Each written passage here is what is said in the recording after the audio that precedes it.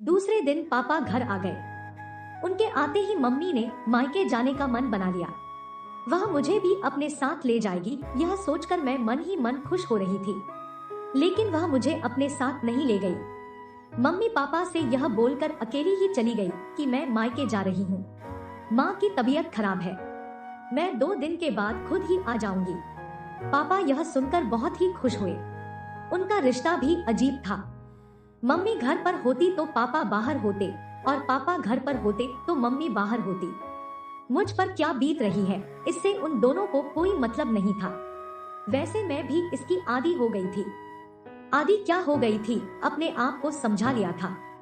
हाँ, इतना तो जरूर था कि मेरी नजरों में पापा की छवि मम्मी की छवि से कुछ अच्छी थी। अच्छी क्या, पापा के बारे में मैं कुछ जानती ही नहीं थी। पति पत्नी के बीच की बढ़ती दूरियां बच्चों के लिए कितनी खतरनाक होती है, इसका एहसास मुझे अब हो रहा था। मैं एकदम ही अकेली पड़ गई थी। आज मैं दोपहर में ही स्कूल से घर लौट आई। दरवाजा खुला हुआ ही था। हाथ में फाइल लिए मैं बरामदे में आई तो जनानी आवाज सुनकर चौंक गई।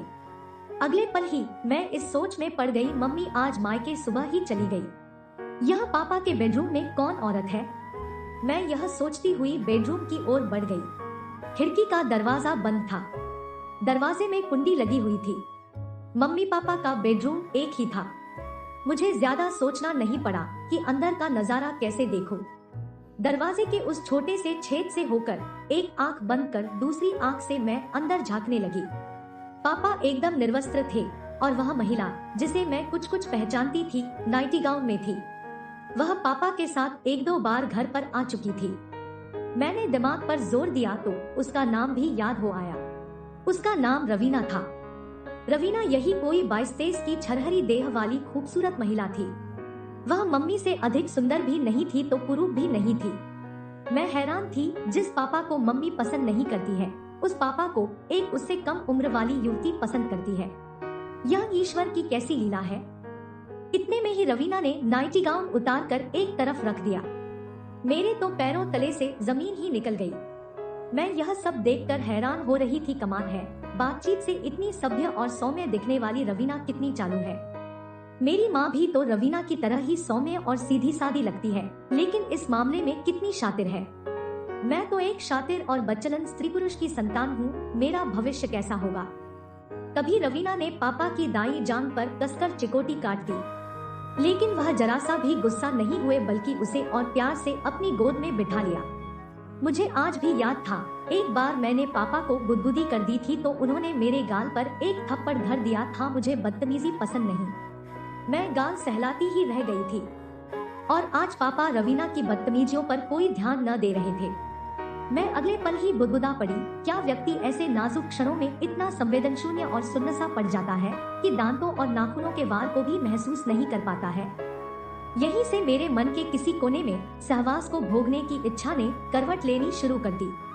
मैं संभोग के इस अलौकिक और आश्चर्यजनक पहलू को पकड़ने की कोशिश करने लगी।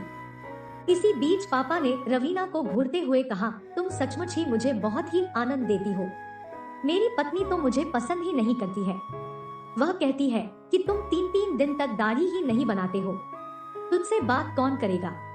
तुम्हारी दाढ़ी कांटों की तरह मेरे गालों पर चुभती है। रवीना, दाढ़ी तो मेरी आज भी बढ़ी हुई है।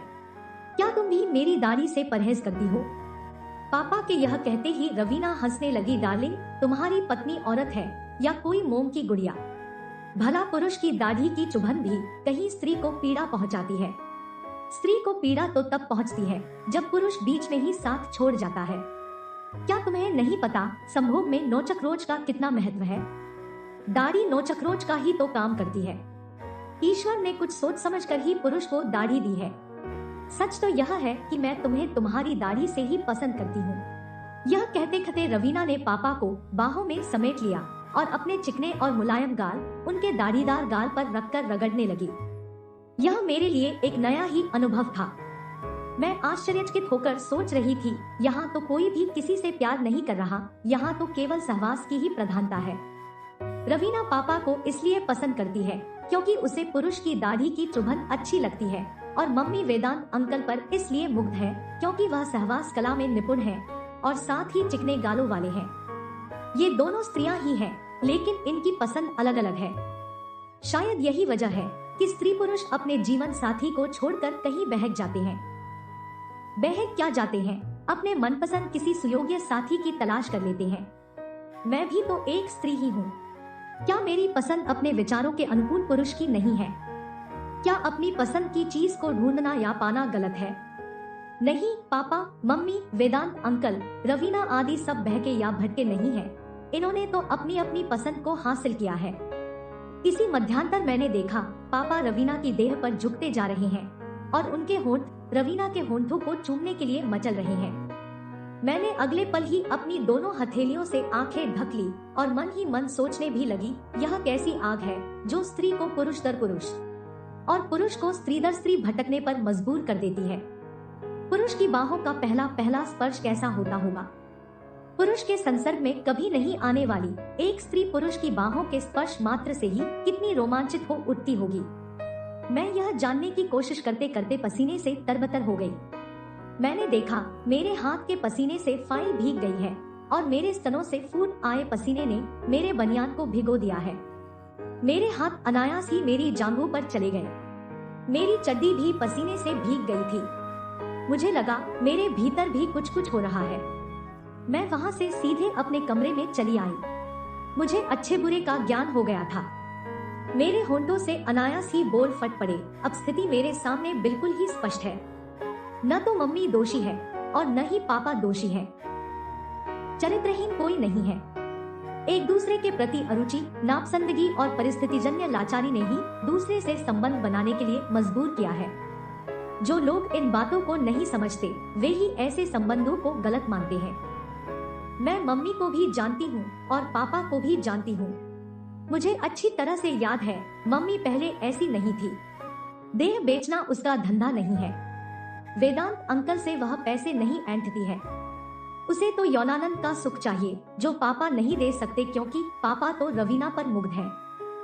जब प्रकृति के सारे कार्य समय से होते हैं तो फिर मनुष्य किसी का इंतजार कब तक करेगा?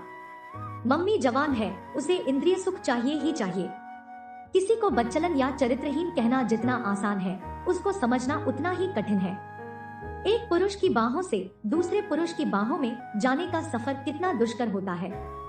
भले ही सहवास के सुखों में वृद्धि हो जाती हो, पर क्या शुरू शुरू में दूसरे पुरुष तक पहुंचने में तकलीफ नहीं होती होगी? कितना अपमानित होना पड़ता होगा। मम्मी पापा को नजरअंदाज शुरू से ही करती आ रही है। आखिर कब तक वह अपने प्रति उसकी उदासीनता को ओढ़े रहने?